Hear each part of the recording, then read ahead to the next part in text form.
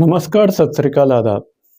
दोस्तों, आज मैं बात कर रहा हूँ आपसे एक ऐसे टॉपिक पर जिसको सुनते ही थोड़ा अचंभा सा हो जाता है। बात कर रहा हूँ सिख धर्म, जो आज से 550 साल पहले अस्तित्व में आया। सिख धर्म संप्रदाय जिसके बानी हैं गुरु नानक साहिब और उनके आखिरी गुरु हैं गुरु गोबिंद सिंह साहिब। और सिख धर्म के बारे में जब मुझे पता लगा था, उस समय मैं पंजाब में मौजूद था। मैं उस time as a teacher Punjab में काम कर रहा था, क्योंकि उससे पहले मैं पंजाब में नहीं था और मुझे ज़्यादा जानकारी नहीं थी। पता लगा कि सिख धर्म टूट चुका है। सिख धर्म टूटकर दो धर्मों में विभाजित हो गया। जो घटना सुनते ही मैं एक बार चौंका और बड़ा दुख हुआ जब मैंने इस धर्म के टूटने का कारण पता लगाया। चलिए आज बात करते हैं इस धर्म संप्रदाय के टूटने का सबसे बड़ा कारण क्या था। क्या सिख धर्म टूटकर जब अलग हुआ, दो टुकड़ों में बट गया, इसका जो मेन जड़ थी वो क्या थी। चलिए बात करते हैं उस टूटे हुए दूसरे नए धर्म के शुरुआती दौर किन चीजों से हुई और उसकी शुरुआत का कारण क्या था। क्यों बना ये नया धर्म, सिख धर्म से अलग क्यों हुए ये लोग, क्यों ऐसी क्या जरूरत आन पड़ी कि सिख धर्म जो इतना खूबसूरत संप्रदाय है, इसको छोड़कर एक नया धर्म बनाना पड़ गया।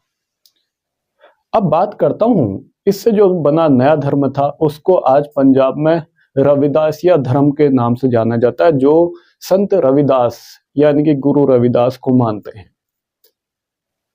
दरअसल में वाराणसी में जन्मे संत रविदास के पिता जूते बनाने का काम करते थे और संत रविदास चमार जाति से संबंधित थे, जिसे कुछ धर्मवादी और जातिवादी कट्टरपंथियों के द्वारा हीन भावना से हमेशा देखा जाता रहा है, यानी कि चमार जाति को, जो बहुत शोचनीय है, क्योंकि इससे सामाजिक तनाव बढ़ता है और साथ ही साथ इंसान के अंदर से इंसानियत भी खत्म होती है।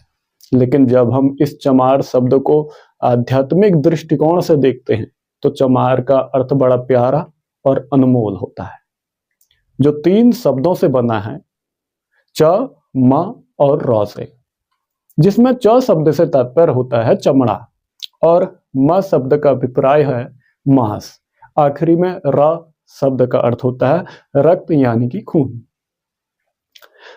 यानी जिसका पूर्ण अर्थ होगा चमड़ा, मांस और रक्त से बना हुआ। इस आधार पर इस संसार का प्रत्येक प्राणी, प्रत्येक जीवधारी चमार होगा, अगर हम इसको गहराई से देखें तो। फिर चाहे वो किसी भी धर्म संप्रदाय से हो, जाति वर्ग से हो या किसी भी राष्ट्र का व्यक्ति क्यों ना हो।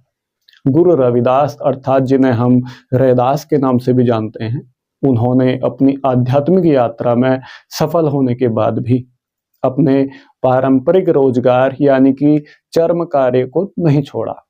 और इससे जुड़ी एक कहानी भी है कि एक बार गुरु रविदास से उनके एक साथी ने गंगा स्नान के बारे में पूछा, तो उन्होंने कहा कि उन्हें उसी दिन एक जोड़ी जूते अपने एक ग्राहक को बनाकर देने हैं। इस पर जब उनके साथी ने जोड़ दिया तो उन्होंने कहा अपने दोस्त से, मन चंगा तो कठौती में गंगा।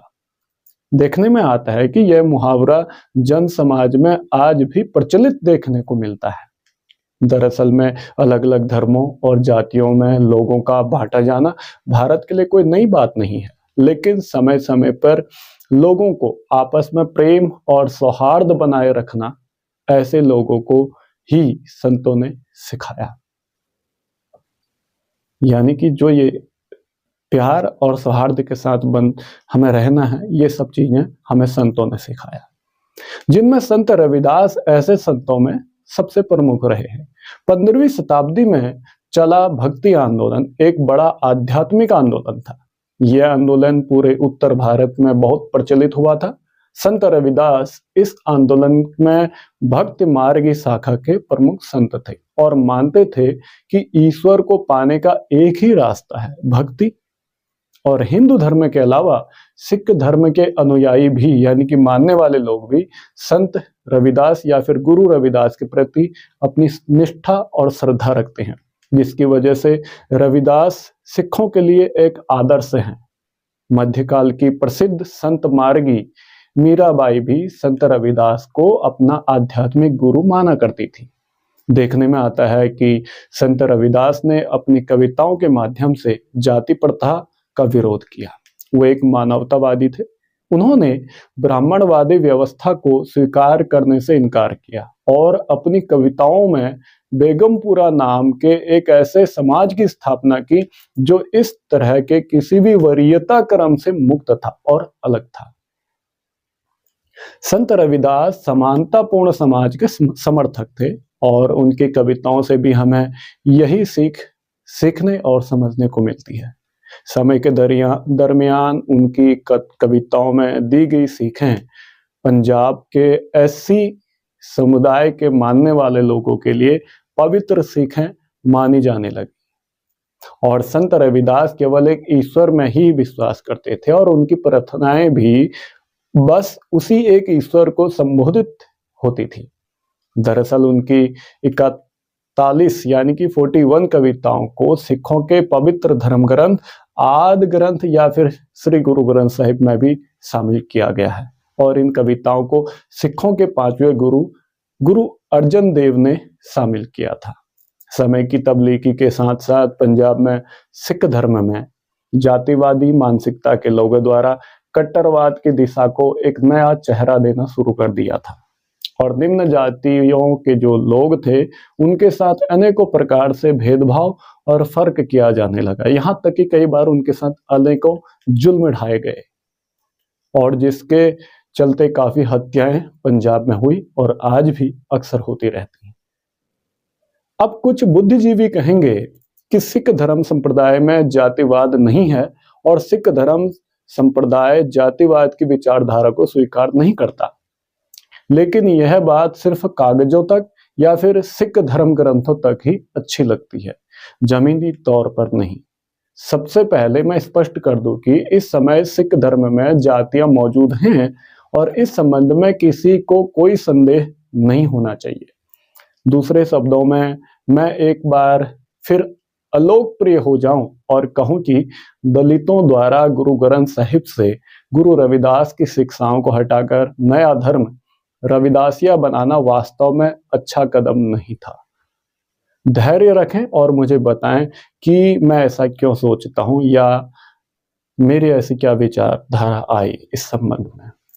आपके पास टिप्पणियों में यानी कि कमेंट में मुझे गाली देने के लिए पर्याप्त जगह और समय मैं दूंगा और होगा, चिंता ना करें, क्योंकि आप जितनी आपकी भड़ास निकाल सकते हैं। अगर आपको मेरी बातें गलत लगती हैं तो, अगर आपको मेरे विचार गलत लगते हैं तो, अगर मेरा कहना आपको सही लगता है तो आप मेरा साथ जरूर देंगे।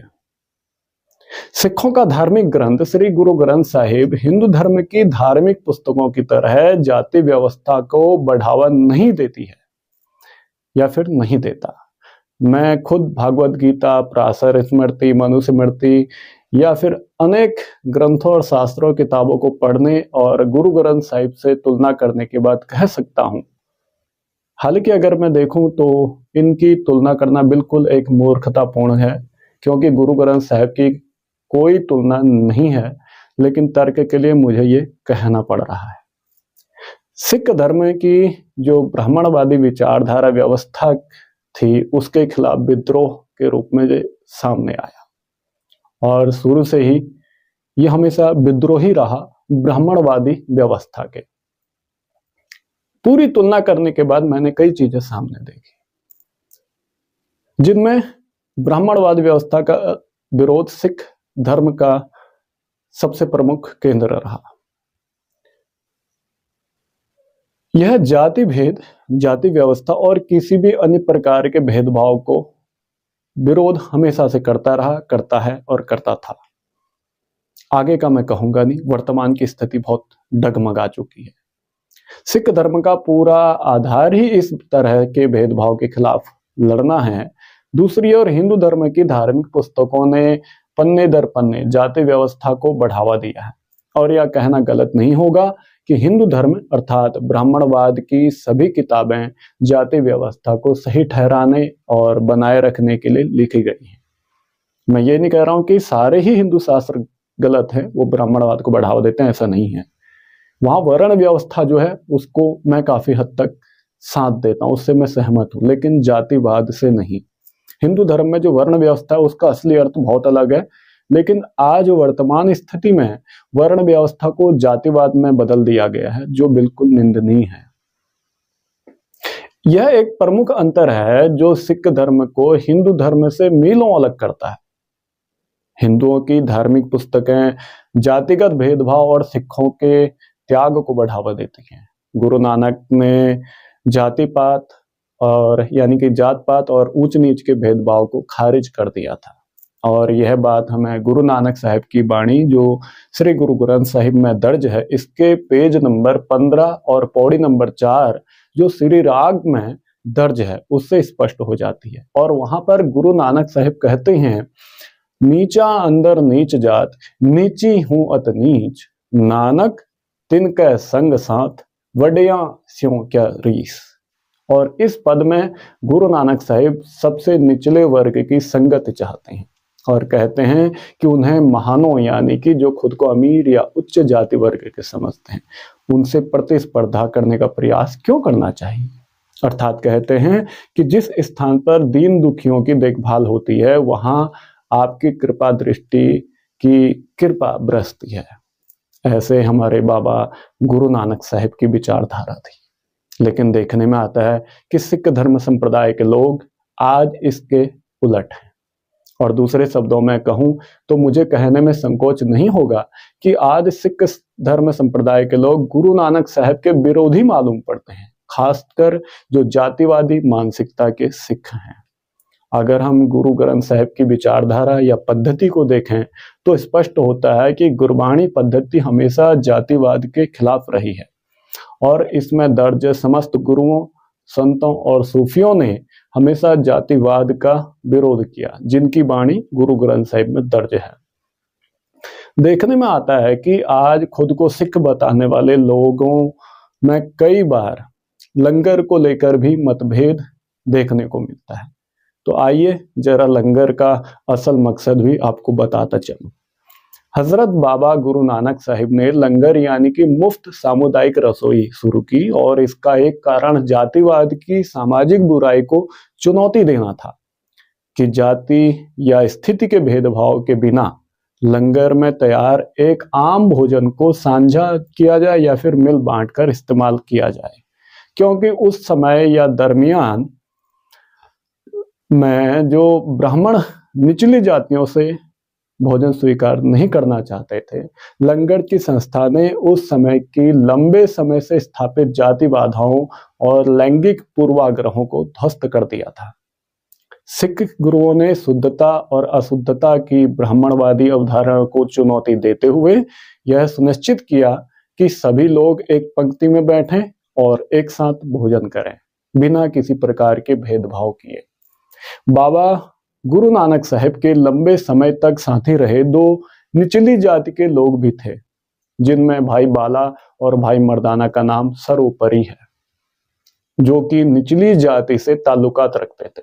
इतिहास से पता चलता है कि सिखों के दूसरे गुरु गुरु अंगद साहिब, जिन्हें भाई लहणा के नाम से भी जाना जाता है, वे जाति और स्थिति के प्रति इतने गंभीर थे कि उन्होंने सम्राट हुमायूं से मिलने से भी इनकार कर दिया था, जिन्होंने यह सोचकर लंगर में भोजन करने से इनकार कर दिया था कि वह दूसरों से ऊपर हैं, अर्थात जिसमें ऊंच नीच का भेदभाव है।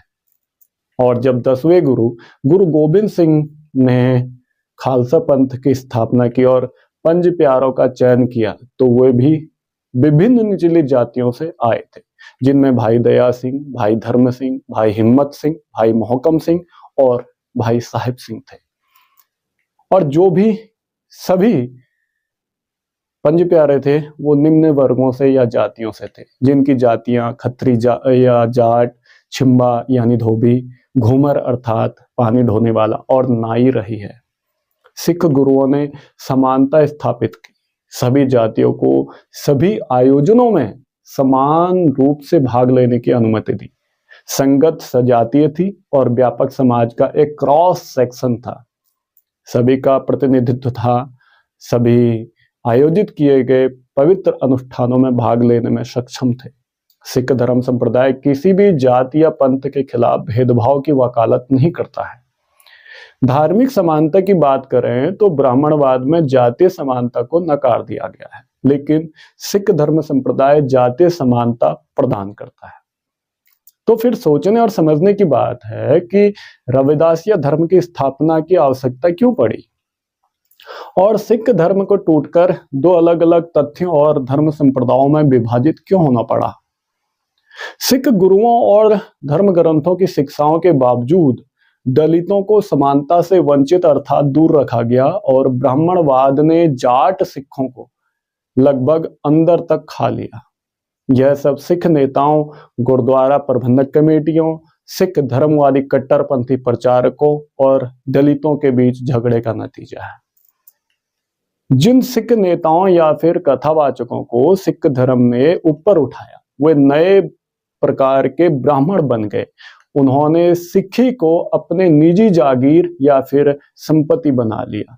यहां तक कि सिखों के नवे गुरु तेग बहादुर साहिब को भी स्वर्ण मंदिर में प्रवेश करने की अनुमति नहीं मिली थी, क्योंकि स्वर्ण मंदिर उनके समय की कुछ प्रमुख जातियों के नियंत्रण में था। सिख धर्म संप्रदाय जो ब्राह्मणवाद के विरुद्ध विद्रोह था, वर्तमान सिख नेताओं के अधीन ब्राह्मणवाद के सामने आत्मसमर्पण करता प्रतीत हो रहा है, जो एक नपुंसकता से ज्यादा कुछ नहीं है, क्योंकि आज ये लोग गुरु ग्रंथ साहिब की शिक्षाओं और समस्त गुरुओं की शिक्षाओं के विरुद्ध हैं, जो खुद को सिख बता रहे हैं और जातिवाद या फिर जाति तथ्यों को बढ़ावा दे रहे हैं।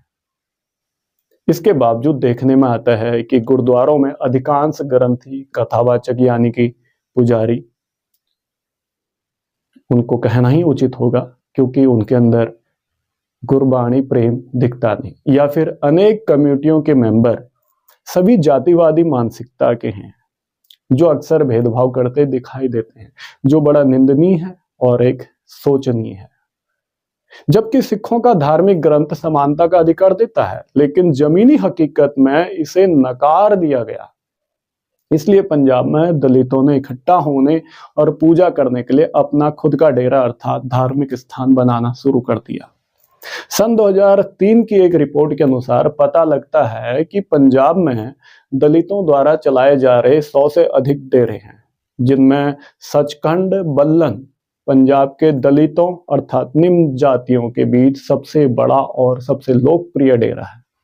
वाराणसी के सीर गोवर्धनपुर में गुरु रविदास जी की 633वीं जयंती के शुभ अवसर पर आयोजित एक विशाल सभा में 30 जनवरी सन 2010 को सचखंड बल्लन द्वारा नए रविदासिया धर्म के गठन की घोषणा की गई थी। अलग धर्म बनाने की यह घोषणा सचखंड बल्लन के संत रामानंद की बियाना में हत्या के बाद हुई, जिसमें कुछ कट्टरपंथी धर्मवादियों का हाथ बताया जाता है। बियाना के बाद पंजाब में दलितों के लिए परिदृश्य अलग था और डेरा सचखंड बल्लन ने समुदाय के दबाव में नए धर्म की स्थापना की। लेकिन तब से रविदासिया धर्म की क्या स्थिति रही, इसके कुल अनुयायी कितने हैं, धर्म की विचारधारा के प्रचार प्रसार की भविष्य की क्या योजनाएं हैं, क्या उनके पास विचारधारा का आज प्रचार प्रसार के लिए पर्याप्त संसाधन है, ऐसे कई प्रश्नों के बारे में किसी दूसरे वीडियो के माध्यम से आपको बताऊंगा। सन 1930 के दशक में ब्राह्मणवाद के विरुद्ध विद्रोह के रूप में दलितों द्वारा शुरू किए गए आद धर्म आंदोलन का क्या हुआ, क्या वह मर गया? ऐसे कई सवाल जहन में आते हैं, जिनके बारे में विचार गहराई से कभी फुर्सत में किया जाएगा आपके साथ। समानता का प्रचार करने वाले गुरु ग्रंथ साहिब से गुरु रविदास की शिक्षाओं को बाहर निकालने से कोई उद्देश्य पूरा हुआ या फिर नहीं? यह भी एक पेचीदा सवाल है और इस पर विचार करना भी जरूरी हो जाता है। इस बात से इनकार नहीं किया जा सकता कि पंजाब में सिख जाति व्यवस्था का पालन करते हैं, लेकिन यह प्रथा हिंदू धर्म अर्थात ब्राह्मणवाद की तरह सिखों के धार्मिक ग्रंथ से या धार्मिक ग्रंथ में निहित नहीं है। सिख धर्म ने दलितों को एक धार्मिक ढाल प्रदान की थी, तो क्या नए रविदासिया धर्म की स्थापना करना आवश्यक था?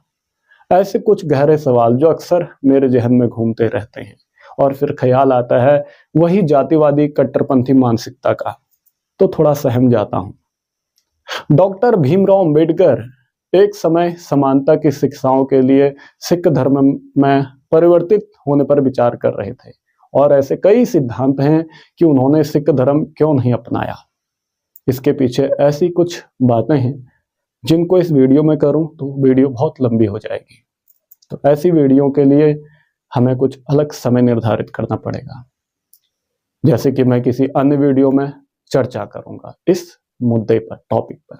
क्या जाति के आधार पर रविदासिया धर्म के बनने से कोई जातिवाद को बढ़ावा दिया जा रहा है या नहीं? ऐसे बहुत से सवाल हैं जिनको फिर कभी आपसे रूबरू कराया जाएगा, और उम्मीद करता हूं कि सिख धर्म संप्रदाय से जितना जल्दी हो सके इस जातिवाद को पूरी तरह से मिटा देना चाहिए, क्योंकि यह मेरे दृष्टिकोण से सिख धर्म संप्रदाय के लिए सबसे बड़े खतरों में से एक है। उम्मीद करता हूं कि आप मेरी बातों को समझने की कोशिश करोगे और किसी भी प्रकार के भेदभाव से खुद को दूर रखकर मानवता को समझोगे। आप सबका वीडियो देखने के लिए दिल से धन्यवाद, और दुआ करता हूं परमात्मा आप सबको जीवन की जांच में मददगार हो। नमस्कार, सत श्री अकाल, आदाब।